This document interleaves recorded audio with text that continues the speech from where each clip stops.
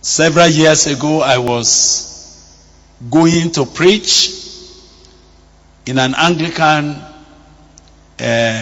communion in an Anglican church.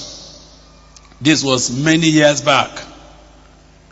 And what I encountered really affected me and began to set me thinking. I wasn't just thinking about what I saw. I was thinking about my life.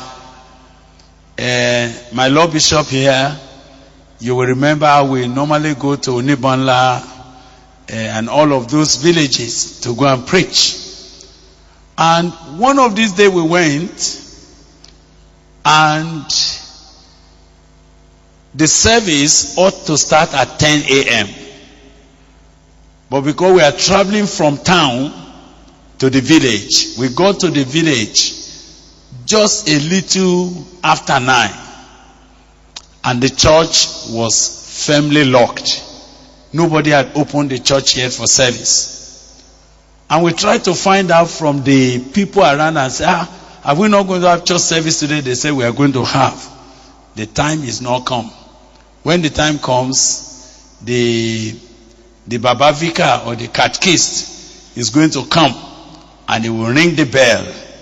You know, in the village, you just ring the bell and the people will gather. So when he rings the bell, we should just wait there. We are trying to find out where Baba went. They said he will come, just stay here. So we stayed. We were all wondering what has happened. Are we not going to have church today? So where we stood, we saw from afar, we saw one man coming. We were wondering whether that would be the church leader who is going to lead us in church service that morning. He was coming. Apparently he was carrying a keg of palm wine on his back. He had gone to tap palm wine on the tree and he was coming back. And of course he was drunk. Baba was dead drunk in the morning. But as he was coming, once he noticed that we were waiting, he speeded up his steps to come. And as he rushed at us, we also rushed to greet him. You know, in Yoruba culture where we come from, you don't allow the elder to carry load. So we were to help him to carry the thing he was carrying. But he was too ashamed to allow us to touch the keg of palm wine. So we couldn't. But Baba was drunk. He said we should just give him 5 minutes. He will be here. In 5 minutes, he has rung the bell. In 5 minutes, he has changed. He has put on the cassock and is well dressed for the service. Still drunk. Now, that was not what surprised me. What surprised me was that I went with the churchman's book. We had the churchman's book, the order of service. It was a liturgical service. So, while we went into the vestry and we did all the procession so that we could march into the altar, and the cross was carried and we all were marching in. Now, everything went well. I was surprised that I was following the book. I was following the book. When we need to kneel down, when we need to stand up, I was following the book. But Baba Catechist, he led the service, even though drunk, and he did not miss one word. The service was perfect. There was no mistake. Where we need to kneel down before our Maker, he led us directly. When we need to read the psalm was quoted directly. And while we were reading the Bible and reading the book, he was conducting off head, and Baba never missed anything. And when the service finished, he said, how was it? We said, it was very fine. Did I miss anything? We said, no. He missed nothing.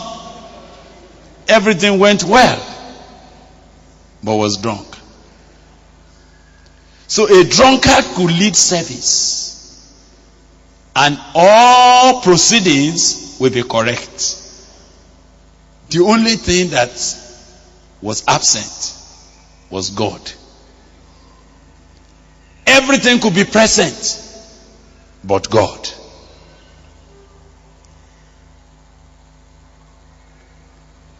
But we went at another time to another church. And this one, Baba was not drunk. He was ready, he prepared everything. And when we finished service, I wanted to go and know his house. He said, no, I should not worry. That we have traveled far. How do I need to start getting to know the mission? There's no need. We should just go. Somehow we were talking with some of the people in the church who made responses after the message. So they delayed us. Baba already left. But we felt it was not good for us to have come, not going to greet him in his house. Oh, I didn't know that that's why he did not want us to come.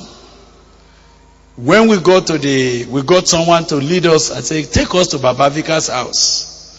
By the time he took us in, come and see what I discovered.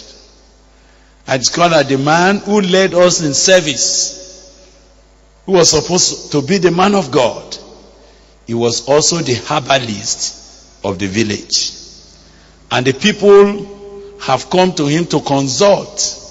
And he has carried the oracle, the Ifa oracle. And he was throwing the opele on the ground to discern what is the problem of the people. And you know what challenged me was that because my own father, who was never a Christian, who refused to go to church because of the disappointment of many pastors, he was a herbalist. And pastors used to come to him for power. So as I sat there and I was listening to what Baba Vika was doing with the people, there was no difference between him and my father. All the incantations that I was familiar with, he was recanting them. He did everything just as if I was back in my home. And so when I showed my face, I said, Baba, he said,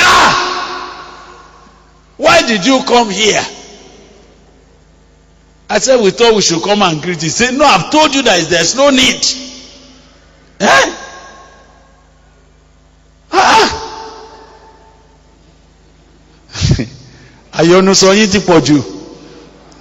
You look into many things. We say, no. He said, He said, and it's not everything your eyes see that your mouth should talk about.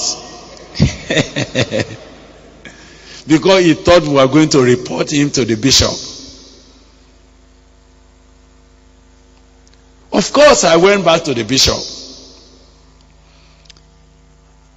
I remember the bishop of Ibadan diocese that time. I said, Baba, what is all this? I went this other place, the man is a drunkard. I went this other place, he's a herbalist. You know what the Lord Bishop told me? He said, so what do you want me to do? Should we close down the church? Since we don't have anybody else. Some of you that you know the truth, you are not joining the ministry. Those are the ones I have. I went back with my hand broken. The challenge I had is that it is possible to be in the ministry and you do not know the God whose work you are doing. It is possible to be doing the work of God for God and yet be a stranger to that God.